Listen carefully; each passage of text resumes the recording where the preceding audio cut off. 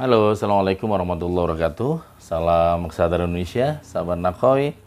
Kembali bersama saya dalam literasi novel My Name is Nakoy di halaman 284 sampai selesai dengan tema Ini Pasti Berlalu.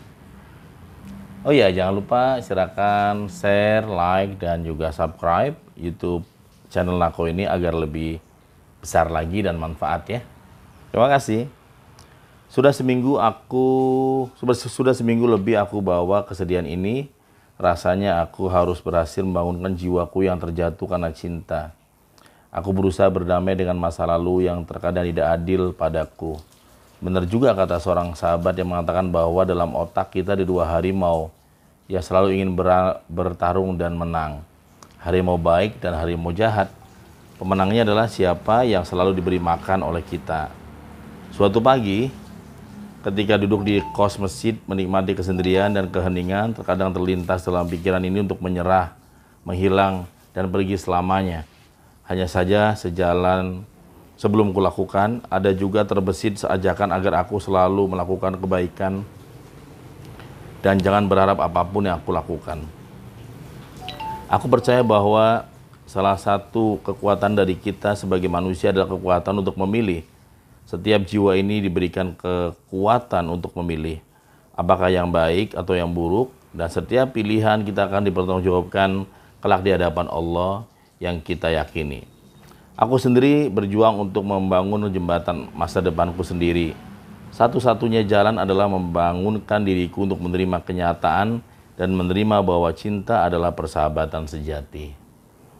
Kuambil pulpen dan kutulis kertas, lalu inilah yang aku tulis. Ini pasti berlalu, Nang. Tulisan singkat ini menyadarkanku bahwa semua kesedihan ini akan berlalu.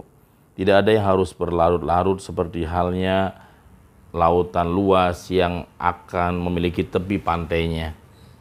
Setiap membaca tulisan yang aku letakkan di dinding kamar, aku yakin bahwa semua kesulitan ini akan bisa dilewati selama aku yakin. Hari ini adalah hari kuliah kembali setelah 1 minggu libur sebelum hari tenang masuki UAS di semester pertama. Kurapikan rambutku dan ku tatap wajahku yang ada di cermin dengan kuat menatap matanya, dan aku berkata kepadanya, mulai hari ini saya bahagia, kataku. Kata-kata sederhana ini menjadi doa bagiku di pagi hari. Aku akan bertemu dengan dia kembali di kelas. Hanya saja aku akan menjadi sahabatnya selamanya, bukan seseorang yang spesial untuknya. Aku melangkah dengan yakin ke kampus setelah melewati masa-masa galau ini. Di kampus rahasiaku belum terungkap bahwa aku ditolak oleh dia. Aku menyadari dengan cepat bahwa cinta memang tidak ada paksaan dan tekanan. Cinta lahir dan dari hati terdalam, bukan sebatas kata-kata tanpa makna. Masuki kelasku, ada rasa menolaknya. Aku ingin mengisi ujian di kelas lain, namun aku tahu bahwa rasa nyaman ini harus aku tolak dan lawan. Aku harus bisa hadapi kenyataan bahwa inilah hidupku dan satu-satunya orang yang bertanggung jawab adalah diriku sendiri. Aku ketuk pintu kelas. Assalamualaikum. Aku sadar bahwa aku sudah terlambat. Pagi ini adalah ujian bahasa Inggris. Tampak dosen pengawas sudah siap membagikan soalnya kepada mahasiswa. Lalu dosen itu bertanya, nama kamu siapa? Kenapa terlambat? Nama saya Nanang, Pak. Maaf, Pak. Ada halangan, kataku. Teman-teman kelasku memberikan senyum mendengar ada kata-kata halangan, terutama Dedi. Emang ente cewek ada halangan, Nang, katanya. Lalu dosen berkata, ya udah duduk di depan sana. Sekalian silakan, karena tempat yang masih ada hanya di depan, katanya. Aku menyukai bahasa Inggris karena salah satu cita-citaku bisa keliling ke luar negeri. Jadi sulitnya grammar bukan menjadi penghalangku sama sekali. Aku sedang mencari tahu di mana dia duduknya. Ternyata ia persis sebelah kanan kursiku. Wajahnya masih sama, menarik hatiku dan mencerahkan jiwaku. Dia menyapaku, "Hai Nang." Aku pun hanya membalas "Hai," karena posisi dosen pengawas persis di depanku. Fokusku hanya kepada soal. Akhirnya dalam waktu 30 menit aku bisa selesaikan pertanyaannya dengan cepat. Setelah aku keluar diikuti oleh teman-teman lain, aku sudah mulai bisa tertawa dan bercanda kembali dengan teman-teman sambil menunggu ujian kedua. Tidak lama Dedi keluar dari kelas dan langsung menebakku. Ente kayaknya habis ada sesuatu ya dengan dia, kok saling cuek-cuekan katanya. Jangan-jangan ente sudah nembak kali ya, hanya ditolak katanya. Sok tahu ente Ded, kataku. Kelihatan dari muka ente yang ruwet, kata Dedi. Emang sayur kali ruwet. Aha, sekarang bisa ngeles ya ente nang. Nanti saya ceritain ya pas selesai ujian hari ini, kataku. Ujian kedua selesai kurang lebih jam 11 siang. Selesai ujian aku mencari warung makan Sunda di belakang Masjid Fatullah. Warung makan Sunda terkenal dengan murahnya. Salah satu makanan favoritku adalah sayur toge dan gorengan hanya 3.000 satu porsi.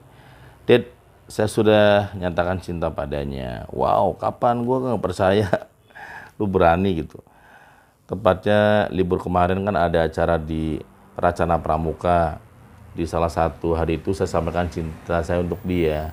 Jadi penasaran dengan kisah cintaku. Terus bagaimana? Apa dia nolak atau nerima? Tebak aja menurut ente bagaimana? Ditolak. Benar, Ded. Memang dia pantas nolak ente nang. Kok bisa, Ded? Karena ente belum layak untuk dia, katanya. Aku merenung apa yang dikatakan Dedi, karena ada nilai lebih yang harus aku miliki. Aku ngecek satu persatu sisi lebih yang aku miliki. Pertama fisik, aku merasa penampilanku fisikku tidak seperti artis, penyanyi. Kalau fisik yang aku andalkan, maka nilaiku masih sangat di bawah. Aku juga bukan pria yang berkulit putih atau laki-laki yang berpenampilan dengan baju-baju keren. Bahkan prioritasku bukan sandang atau pakaian, namun bagaimana aku bisa hidup di Jakarta. Kedua, keluargaku. Kali ini pun aku tanyakan kepada diriku sendiri. Keluargaku di kampung bukan orang kaya, bukan orang terpandang, atau ya orang yang disegani. Aku adalah anak seorang tukang beca dan petani miskin yang tiap hari mengolah sawah orang yang dititipkan kepada ibu dan ayahku. Ketiga, aku cek tentang keuanganku. Wah, kalau ini pasti lebih parah lagi. Keadaan keuanganku betul-betul terpuruk, bahkan tidak memiliki penghasilan sama sekali. Pekerjaan, jabatan, semuanya tidak ada yang pantas aku banggakan.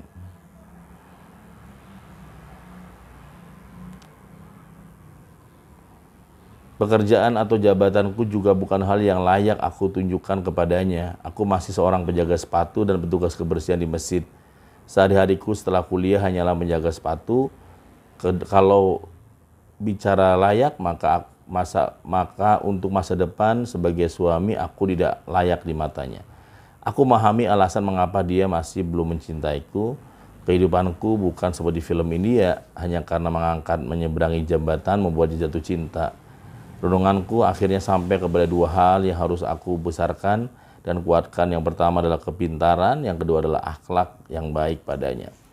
Pernah suatu hari aku membaca buku yang menjelaskan bahwa perempuan menyukai laki-laki pintar dan baik. Aku akan menjaga dan mempraktikkan selama kuliah ini. Biarlah takdir yang akan menuliskannya, apakah di akhir kuliah nanti drama ini akan berubah atau justru akhir hidup mengalir begitu indah. Demikian teman-teman yang great ya. Assalamualaikum warahmatullahi wabarakatuh.